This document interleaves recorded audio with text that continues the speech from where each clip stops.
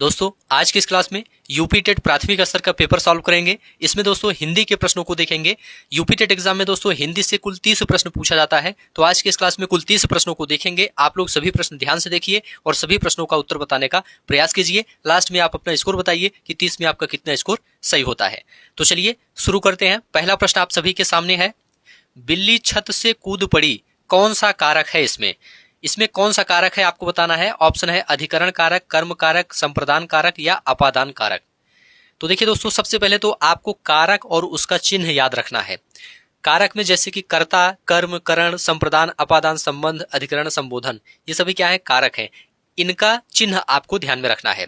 जैसे कर्ता का ने, कर्म का को, करण का से के द्वारा, संप्रदान का को के लिए होता है, अपादान का कारक चिन्ह से अलग होने के अर्थ में, और संबंध का के की रा रे री, अधिकरण में पर, संबोधन हे अरे। तो यहाँ पर सभी कारक और उनका चिन्ह आपको याद रखना है।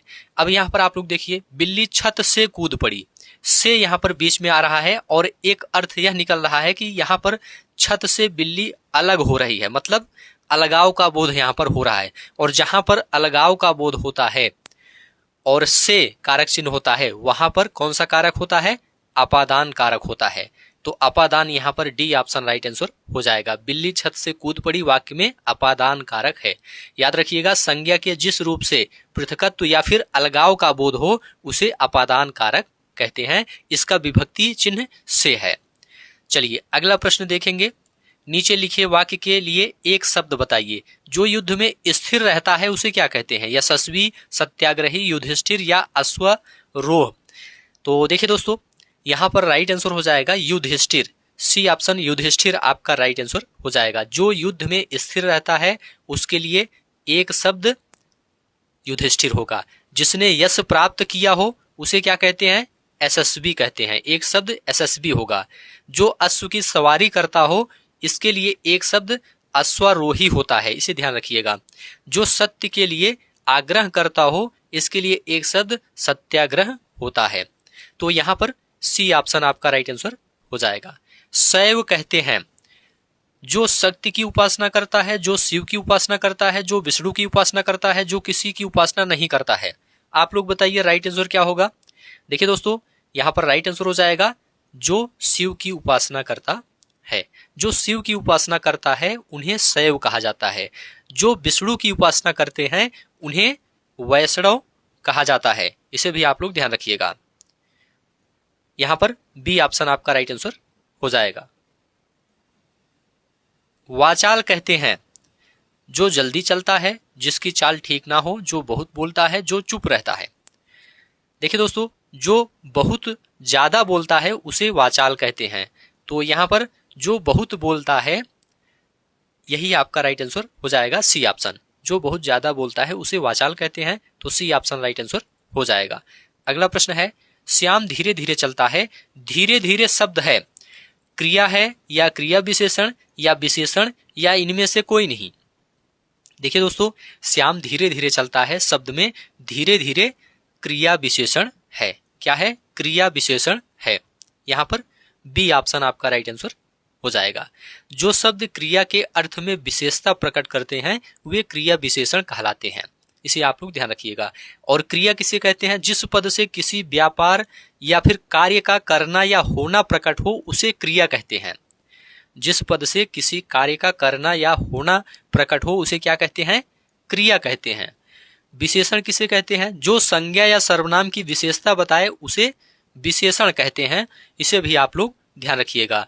और जिसकी विशेषता बताई जाए वह विशेष्य कहलाता है। क्या कहलाता है? विशेष्य कहलाता है। कुछ शब्द दिए गए हैं, उनमें प्रयुक्त उपसर्ग को चुनकर लिखिए। अपमान में कौन सा उपसर्ग लगा हुआ है आपको बताना है। ऑप्शन है अव, उप, अति, अप। देखिए दोस्तों, अपमान शब्द में अप उपसर्ग का प्रयोग हुआ है। तो यहाँ पर डी ऑप्शन राइट आंसर हो जाएगा, अप। उपसर्ग किसे कहते हैं? उपसर्ग उस शब्दांश या अव्यय को कहते हैं जो किसी शब्द के पहले आकर उनका विशेष अर्थ प्रकट करता है। तो यहाँ पर अप राइट आंसर हो जाएगा। दुरवस्था में कौन सा उपसर्ग है? दुस, दुर, अव, दु। देखिए दोस्तों, दुरवस्था शब्द में दुर उपसर्ग का प्रयोग हुआ है। तो यहाँ पर बी ऑप्शन दुर राइट आंसर हो जाएगा। पराजय में कौन सा उपसर्ग लगा हुआ है? परि, प्रा, परा, आ। देखिए दोस्तों, पराजय शब्द में परा उपसर्ग का प्रयोग हुआ है, तो यहाँ पर सी ऑप्शन परा राइट आंसर हो जाएगा। चलिए आगे बढ़ते हैं। सभी प्रश्न ध्यान से देखते हुए चलिए सभी प्रश्नों का उत्तर बताने का प्रयास कीजिए। नीचे कुछ शब्द दिए गए हैं, प्रत्येक शब्द में प्रयुक्त प्रत्यय दिए गए विकल्पों से चुनिए। यहाँ पर आपको प्रत्यय बताना है। घुमक्कड़ में कौन सा प्रत्यय लगा हुआ है? ऑप्शन है ओड़ा, अक्कड़, आक, उ। देखिए दोस्तों, घुमक्कड़ शब्द में अक्कड़ प्रत्यय का प्रयोग हुआ है, तो यहाँ पर बी ऑप्शन अक्कड़ राइट आंसर हो जाएगा। डिबिया में कौन सा प्रत्यय है? या है, आ या आई या ई? तो देखिए दोस्तों, डिबिया शब्द में इया प्रत्यय का प्रयोग हुआ है। प्रत्यय दोस्तों शब्दों के अंत में जुड़ते हैं और उपसर्ग शब्दों के प्रारंभ में जुड़ते हैं, तो यहाँ पर डिबिया में इया प्रत्यय का प्रयोग हुआ है, तो यहाँ पर पहला ऑप्शन राइट आंसर हो जाएगा। भिक्षुक में कौन सा प्रत्यय है? आ, उ, उक, अक। देखिए दोस्तों, भिक्षुक शब्द में उक प्रत्यय का प्रयोग हुआ है, तो यहाँ पर उक राइट आंसर हो जाएगा, सी ऑप्शन। चलिए आगे बढ़ते हैं। सभी प्रश्न ध्यान से देखते हुए चलिए। अगला प्रश्न है, द्विगु समास का उदाहरण है। द्विगु समास का उदाहरण है, ऑप्शन है माता पिता, यथाशक्ति, नवग्रह, पीताम्बर। तो देखिए दोस्तों, यहाँ पर राइट आंसर हो जाएगा नवग्रह। यह एक संख्यावाची शब्द है। नवग्रह मतलब नौ ग्रहों का समूह। इसमें द्विगु समास है। जिस समास का प्रथम पद संख्यावाचक हो और जिससे एक समुदाय का बोध हो उसे द्विगु समास कहते हैं। और यथाशक्ति मतलब शक्ति के अनुसार, इसमें अव्ययी भाव समास है। माता पिता मतलब माता और पिता, यह द्वंद्व समास है, इसमें द्वंद्व समास है। पीताम्बर, पीत है जो अंबर, इसमें कर्मधारय समास है।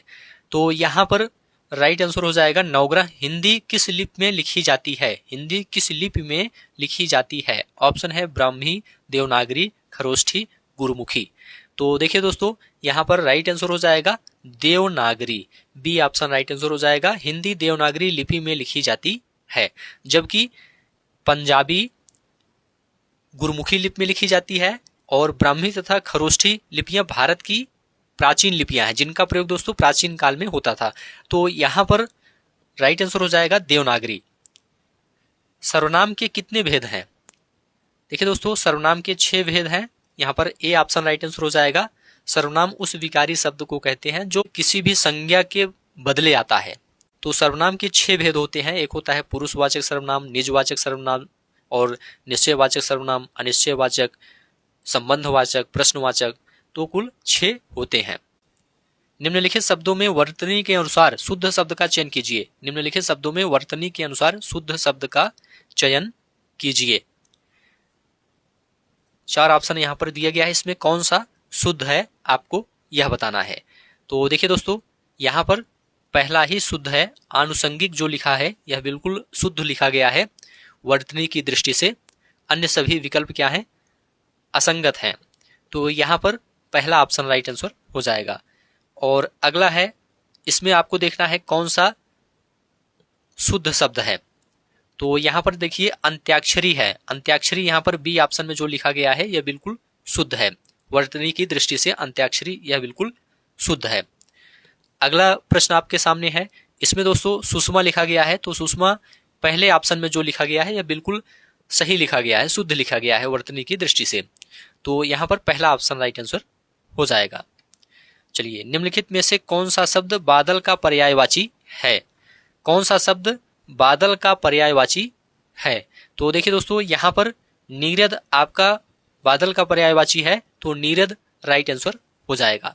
बादल के अन्य पर्यायवाची शब्द हैं मेघ, धर, वारिधर, पयोधि, जलधर, जलद, पयोधर आदि। ठीक है, तो यहाँ पर पहला ऑप्शन नीरद राइट आंसर हो जाएगा। चलिए आगे बढ़ते हैं। इंद्रियों को जीतने वाले के लिए एक शब्द है। इंद्रियों को जीतने वाले के लिए एक शब्द क्या है? देखिए दोस्तों, राइट आंसर हो जाएगा जितेंद्रिय।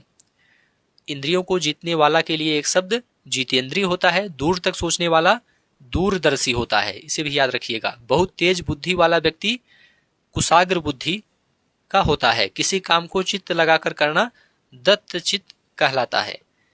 आहा, आप आ गए वाक्य में आहा शब्द है। आहा शब्द क्या है? यह दोस्तों अव्यय है। यहाँ पर अव्यय आपका राइट आंसर हो जाएगा। आह शब्द क्या है? अव्यय है। अव्यय ऐसे शब्द को कहते हैं जिसके रूप में लिंग, वचन, पुरुष, कारक इत्यादि के कारण कोई विकार उत्पन्न नहीं होता है। तो यहाँ पर अव्यय राइट आंसर हो जाएगा।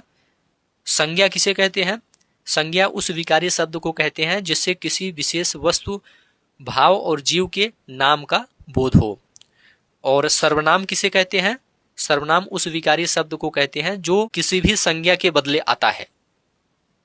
और विशेषण किसे कहते हैं? जो संज्ञा या सर्वनाम की विशेषता बताए उसे विशेषण कहते हैं, और जिसकी विशेषता बताई जाए वह क्या है? विशेष्य कहलाता है।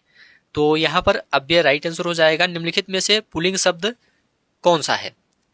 यहाँ पर पानी क्या है? ये पुल्लिंग शब्द है। पानी क्या है? पुल्लिंग शब्द है। अन्य सभी जैसे कि नदी हो गया और इलायची हो गया और प्यास हो गया, ये सभी क्या है? स्त्रीलिंग है। पवन का संधि विच्छेद है। पवन का संधि विच्छेद है। इसका संधि विच्छेद है पो धन अन। पो धन अन बराबर पवन। इसमें दोस्तों अयादि स्वर संधि है। यदि ए ओ औ के बाद कोई भिन्न स्वर आए तो ए का ए, बड़े ए का आए, ओ का औ और औ का आओ हो जाता है। इसे आप लोग याद रखिएगा। तो यहाँ पर सी ऑप्शन पो धन अन आपका राइट आंसर हो जाएगा। अगला प्रश्न आप सभी के सामने है। मनोरथ का संधि विच्छेद होगा। मनोरथ का संधि विच्छेद होगा। ऑप्शन आप सभी के सामने है। मनः धन रथ, बिल्कुल सही है। मनः धन रथ बराबर मनोरथ होता है। इसमें विसर्ग संधि है। इसमें कौन सी संधि है? विसर्ग संधि है। मनः धन रथ बराबर मनोरथ, विसर्ग संधि है। विद्यार्थी उदाहरण है। किसका उदाहरण है? तो याद रखिएगा, यह दीर्घ स्वर संधि का उदाहरण है। यहां पर दीर्घ स्वर संधि आपका राइट आंसर हो जाएगा, डी ऑप्शन। विद्या धन अर्थी बराबर विद्यार्थी, दीर्घ स्वर संधि का उदाहरण है। दिग्भ्रम उदाहरण है। किसका उदाहरण है? देखिए दोस्तों, यह व्यंजन संधि का उदाहरण है। दिग्भ्रम किसका उदाहरण है? दिक धन भ्रम बराबर दिग्भ्रम, यह व्यंजन संधि का उदाहरण है। आकाश पाताल के बीच लगने वाला योजक चिन्ह है। ये कौन सा चिन्ह है पूछा गया है? तो याद रखिएगा, यह योजक चिन्ह है। कौन सा है? योजक चिन्ह है। तो यहां पर योजक चिन्ह सी ऑप्शन राइट आंसर हो जाएगा। ठीक है। अल्प विराम का चिन्ह कैसे होता है? यहां पर अल्प विराम लिखा गया है तो इस तरह से होता है। और विस्मयादि बोधक चिन्ह यहां पर लिखा गया है, इसका चिन्ह इस प्रकार से होता है। ठीक है। और उद्धरण चिन्ह यहां पर लिखा गया है, इसका चिन्ह कैसे होता है? इस तरह से होता है। तो यहां पर योजक चिन्ह आपका राइट आंसर हो जाएगा। चलिए अगला प्रश्न है। यह नई साड़ी है, वाक्य में नई शब्द क्या है? यह नई साड़ी है, वाक्य में नई शब्द क्या है? तो यह दोस्तों विशेषण है। क्या है? विशेषण है। वाक्य में नई शब्द क्या है? विशेषण है। जो संज्ञा या सर्वनाम की विशेषता बताए उसे विशेषण कहते हैं। ठीक है। चलिए आगे बढ़ते हैं। नीचे दिए गए विकल्पों में से तत्सम शब्द का चयन कीजिए। इसमें आपको तत्सम शब्द बताना है। तो यहाँ पर आम्र जो लिखा गया है, यह क्या है? तत्सम शब्द है। इसका तद्भव क्या होगा? आम होगा। आम्र तत्सम शब्द है, इसका तद्भव आम होगा। ठीक है। जबकि यहाँ पर दूध, शहीद और खिड़की, ये सभी क्या है? तद्भव शब्द हैं। ठीक है। दूध का तत्सम क्या होता है? दुग्ध होता है। इसे भी ध्यान रखिएगा। दिए गए विकल्पों में से तद्भव शब्द का चयन कीजिए। यहाँ पर तद्भव शब्द का चयन करना है। तो यहाँ पर जो मुह लिखा गया है, यह क्या है? तद्भव शब्द है। इसका तत्सम मुख होता है। क्या होता है? मुख होता है। मुह क्या है? तद्भव शब्द है, इसका तत्सम मुख होता है। और यहाँ पर जो लिखा गया है अग्नि, अग्नि तत्सम है, इसका तद्भव क्या होता है? आग होता है। और अमीर, अमीर अरबी शब्द है। बैंक क्या है? ये अंग्रेजी शब्द है। चलिए अगला प्रश्न है। निम्नलिखित में से कौन सा शब्द सूर्य का पर्यायवाची नहीं है? यहां पर नहीं पूछा गया है। सूर्य का पर्यायवाची कौन सा नहीं है? तो देखिए दोस्तों, सूर्य का पर्यायवाची दिनकर होता है, या तो है सही है। रवि होता है, अंशुमाली होता है, यामिनी, यह सूर्य का पर्यायवाची नहीं है। यामिनी रात्रि का पर्यायवाची है। इसके अन्य पर्यायवाची रात, रैन, रजनी, निशा, निशीथ, छाया, विभावरी ये सब होते हैं। इसे आप लोग ध्यान रखिएगा। तो यहाँ पर डी ऑप्शन राइट आंसर हो जाएगा। तो ठीक है दोस्तों, आज की इस क्लास को यहीं पर समाप्त करते हैं। 30 प्रश्नों में आपका कितना स्कोर सही हुआ है आप लोग कमेंट करके बताइए। उम्मीद है यह क्लास आपको अच्छा लगा है। अच्छा लगा है तो चैनल को सब्सक्राइब कीजिए, दोस्तों शेयर कीजिए और कमेंट में लिखकर जरूर बताइए। धन्यवाद।